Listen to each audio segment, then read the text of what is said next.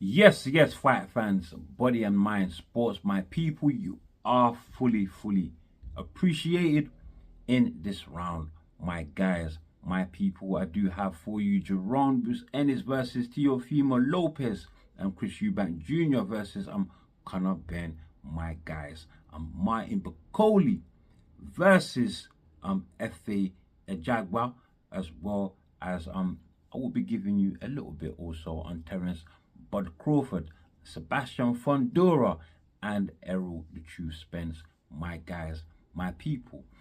That sums up everything I have for you on this one. So without any further delay, let's just get cracking, my guys, my people.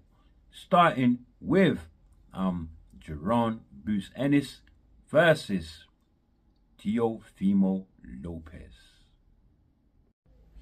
Yes, people, Jerome Ennis, the IBF champion at 147 pounds, after turning down his opportunity to face Virgil Ortiz at 154, my people, opting instead to remain at 147 to unify the rest of the titles in the division.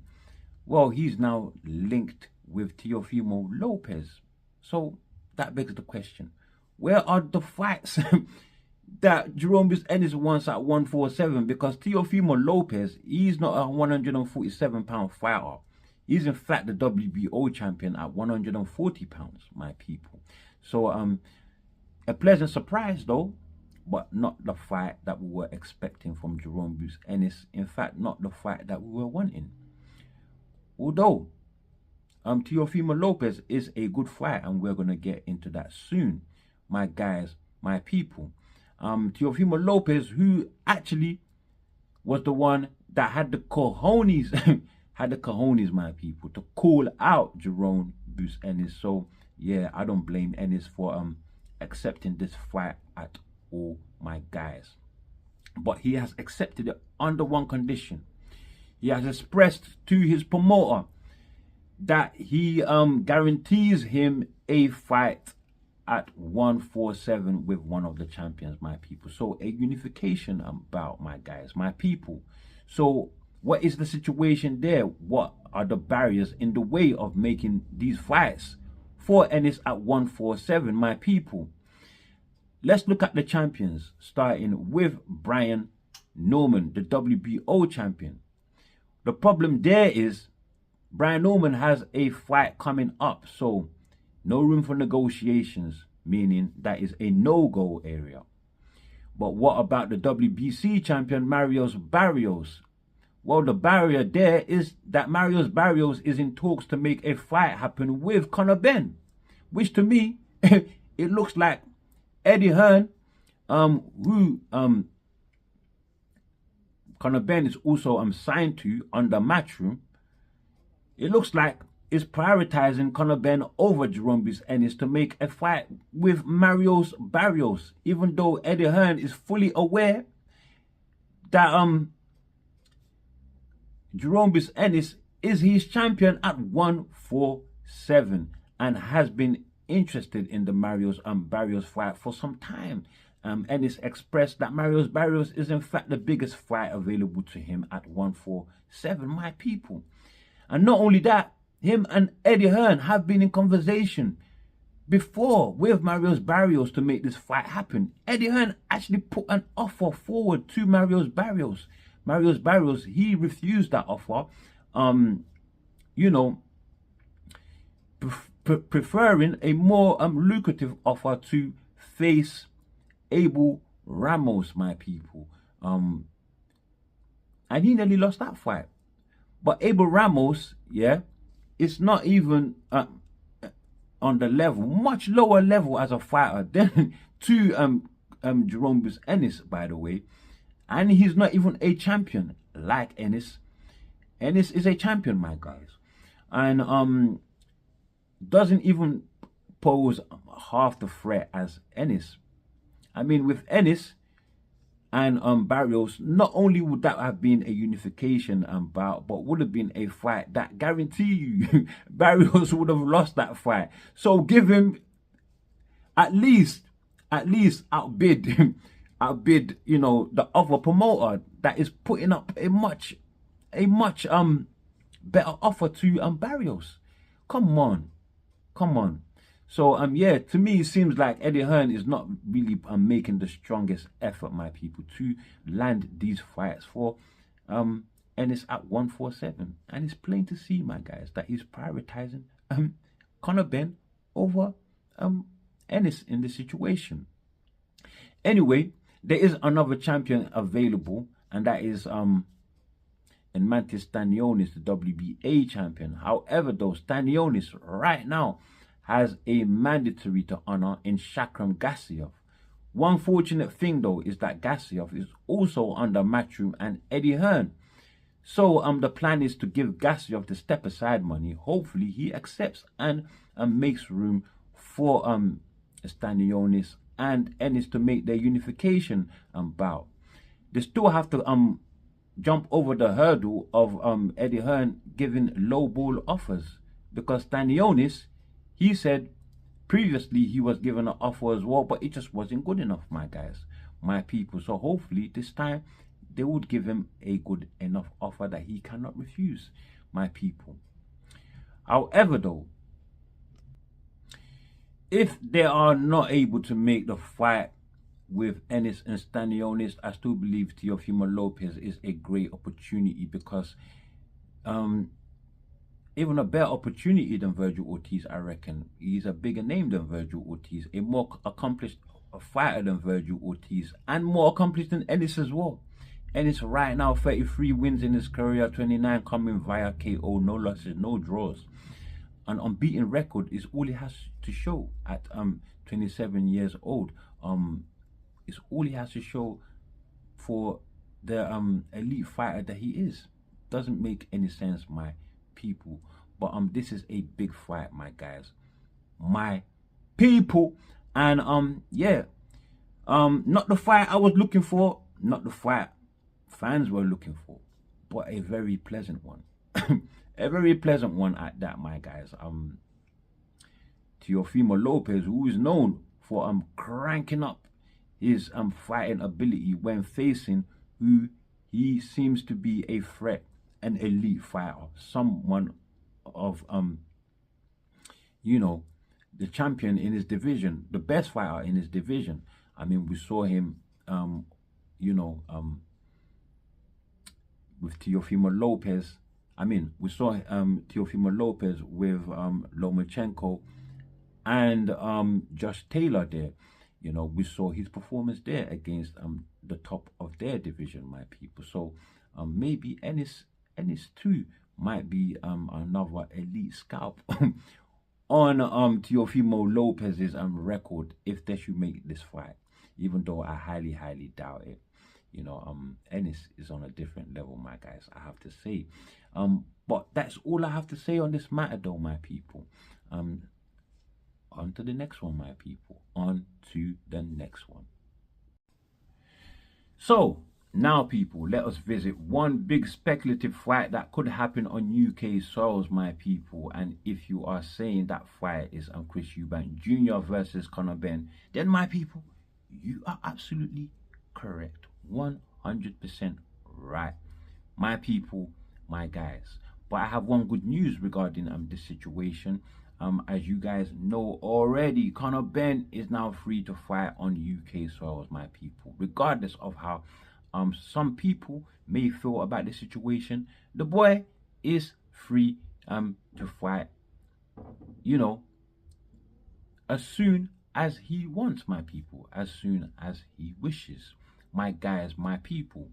So now, what else is in the way of actually making the fight happen, my people? The rumor is that greed, greed, my people, and ego is in the way of this fight. So who is the one with the ego and the greed in this situation? I'm kind of inclined to side with Eubank Jr. on this one, after Ben Shalom has come out to say that he managed to convince Chris Eubank Jr. to take a 55% to 45% split in Chris Eubank Jr.'s favor, my people, and that is a more than generous offer to Conor Benn, my people. who in this situation, my guys, is you know, not as big a name as Chris Eubank Jr. Chris Eubank Jr. is the much bigger name. He's the much bigger name and has done a little bit more in the sport than Conor Benn. Not only that, but when they were set to fight one another in 2022, that time round was a 50-50 split, by the way. But Conor Benn, he messed up in that situation by failing 2 drug tests in the follow-up to that fight, in the actual fight week. My people, the actual fight week, which led to him getting suspended and the fight being cancelled. My guys, my people. But no, Conor Benn does not want to understand that. He is adamant that he must get a 50-50 split, and feels so strongly about the situation that he is now prioritizing a title fight with Marius Barrios for his WBC title at 147 pounds. Over my guys, his fight with Chris Eubank Jr. And I wish, you know, there wasn't any more problems that could get in the way of the fight. But come to find out, Eubank Jr. also has other options, as he now desires to face Erislandy Lara for his WBA title at 160 pounds. An idea Eddie Hearn finds ludicrous, and he's calling it a bluff, my guys. Not only that, but him and Conor Benn actually believe that Eubank Jr. gets totally whitewashed by Lara, and that is not far-fetched at all, judging on the skill gap, the skills gap between the two fighters. I believe that, yes, Lara does whitewash Chris Eubank Jr., my people. Total whitewash, my people. And so for that reason, Eddie Hearn, he believes that Chris Eubank Jr. would opt for a tune-up fight instead. You know, a tune-up fight that will earn him near the same money as he will be getting facing Lara anyway. And concerning that fight, he's estimating that Chris Eubank Jr. may be getting maybe just $1 million to face Lara, and he could get that by you know, fighting somebody else in a tune-up fight, my people. So yeah, it is absolutely ludicrous that he would choose a Lara fight over facing Conor Benn. It is absolutely ludicrous that Conor Benn would choose Marius Barrios over Chris Eubank Jr. My people, my guys. Yeah, Conor Benn, please understand the situation and take the offer. This is a great offer, my guy, my people. But it seems Conor Benn right now is adamant. He's adamant. He wants to become a champion, my guys. And so does Chris Eubank Jr., my people. So will that fight happen? The truth is that we don't know. All we can do is just sit and wait. And wait, my people. Let time develop, let it tick on, and then we shall see. We shall see whether it actually happens or not. Anyway, in any case, if the fight doesn't happen and Conor Benn does go on to become champion, and you know, even if Chris Eubank Jr. loses, that fight is still a big fight, possibly a much bigger fight, and Conor Benn may have a bigger split, my people, to the purses. May have a bigger split, my guys, my people. So yeah, that's all I have for you in that situation there, my guys, my people. Let's move on to the next one, my guys, my people. Let me see, what else do I have for you on this one, my guys? Yeah, Martin Bakole versus Ajagba in an IBF eliminator to decide who would be mandatory to the winner of IBF champion Daniel Dubois versus Joseph Parker on the February the 22nd card. My guys, my people. And I have to tell you that that fight is now a done deal, my guys. Signed off, sealed, and ready to be delivered. But this is where I would say that every Nigerian, just like myself on this planet Earth, we need to send at least one prayer each to you know, wherever you pray to, for F.A. Ajagba, my people, because he stands almost zero chance in winning this one, and even with all those prayers, he still loses, I reckon.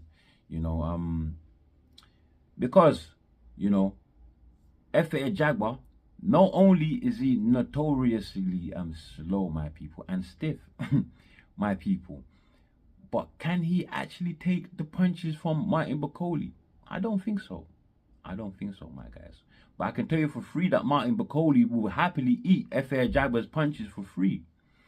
For breakfast, my people. Not only that, but Martin Bakole, besides his power, he really knows how to put them together.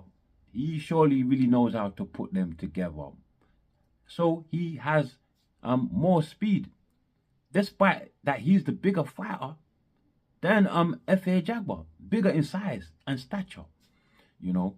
So yeah, it's a hard one for F.A. Ajagba. This one is a hard one. Martin Bakole, though, was originally to take this fight with Ajagba. He turned it down. Then Zhang was supposed to step in. They both turned it down to face one another in a WBC eliminator. A fight that they actually requested for the WBC to sanction, my people. So yeah, it's a clear duck. They both ducked Bakole, my people. They both ducked, my guys. You know, but now they do have a better opportunity to become, well, for the winner to become the mandatory challenger to the winner of Usyk and Tyson Fury on December the 21st coming, my guys, my people. So yeah, a great opportunity there, but whether they will get first dibs at those unified titles, I don't know, because there are other options available to Tyson Fury and Usyk, my guys, my people, i.e. you name Anthony Joshua, Joseph Parker, Daniel Dubois, all of who represent bigger fights than Ajagba and Zhang. My guys, my people. Let the truth be told, my guys. And besides that though, let's go back to F.A. Ajagba and Martin Bakole. Like I said, F.A. Ajagba is going to need prayers. And let's just end it there, my guys. And finally, last but not least, Terence Bud Crawford. He is injured at the moment, so he cannot take any fights. He's not even training, according to Turkey Al Sheikh. My guys, my people. But Terence Bud Crawford, we know the only fights he wants right now in his career is Saul Canelo Alvarez. And Turkey Al Sheikh, they are working on that fight. But can that fight happen? I don't think so. I think Canelo is just too shook of Crawford to make that fight happen. The guy is shook. He's shook, my guys. And yeah, I don't think no matter the amount of money you put on the table for Canelo, he would refuse and refuse and refuse. Actually, tell a lie. Tell a lie. Tell a lie, my guy. You never know. Canelo loves his money. He loves his money.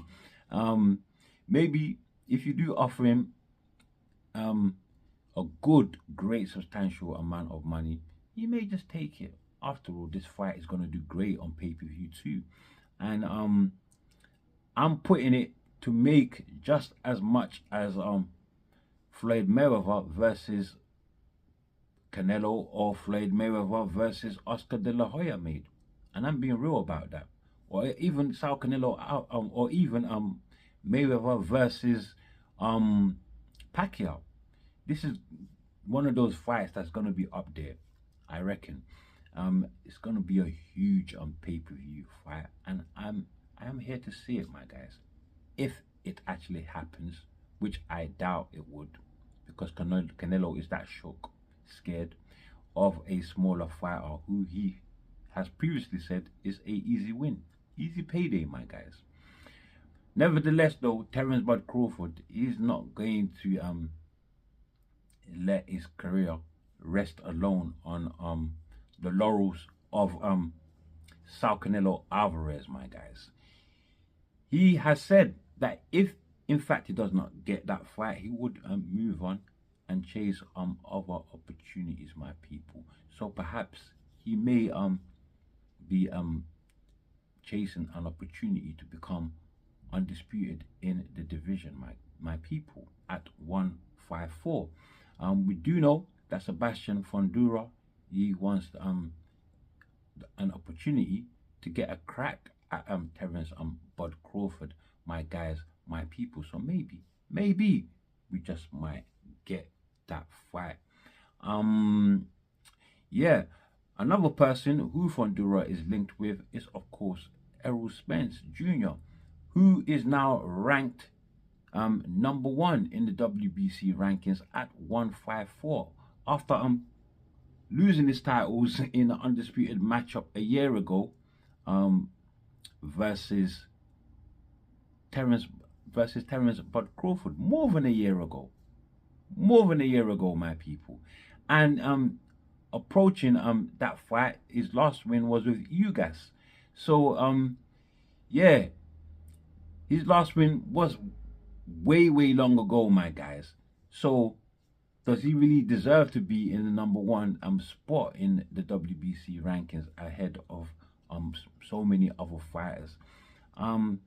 Yeah, I think that needs to be debated, my guys, because it just doesn't feel right. It just doesn't feel right, especially when he's never even fought at 154 before. But yeah, that is just another situation of favoritism in the sport. Favoritism in the sport towards people who the sanctioning bodies think they can make yeah, shmula.